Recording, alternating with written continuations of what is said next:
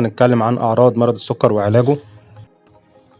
تعب مستمر وإرهاق مستمر، مشاكل في النوم، كثرة التبول، تورم في الأطراف، آلام جسدية، شكشكة في الأطراف، سلس بول عند السيدات، ضعف في الانتصاب عند الرجال، زيادة في الوزن أو العكس طبعا، ونشفان ريق ورعشة.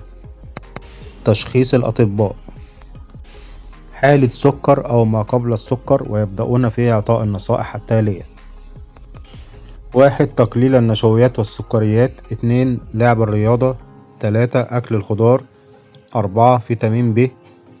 5. ودواء يحفز الأنسولين.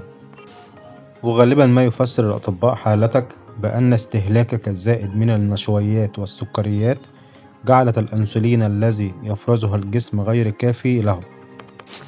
وظيفة هرمون الأنسولين في الجسم هي تخزين السكر الزائد عن حاجة الجسم إلى دهون في الكبد أو دهون في العضلات. ولكن يبقى السؤال هنا: هل السبب في المضاعفات الماضي ذكرها هو ارتفاع السكر أم نقص الأنسولين؟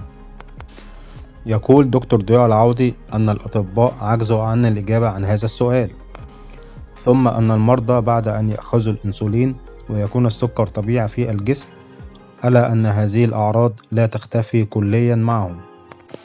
تشخيص دكتور ضياء العوضي: يقول دكتور ضياء العوضي أن السبب في ذلك هو الكبد الدهني، لأن الكبد الممتلئ بالدهون حينما يأتي هرمون الأنسولين بتخزين السكر الزائد إلى دهون في الكبد فيمنع الكبد من ذلك، فيرتفع السكر في الدم ويتوقف الأنسولين.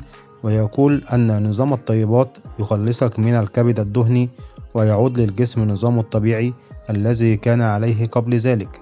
فإذا لا بديل عن نظام الطيبات يا جماعة، فإن نظام الطيبات يعالجك من السكر ويعالج الكبد الدهني، وحين ذلك ينتظم الجسم ويرجع طبيعي كما كان.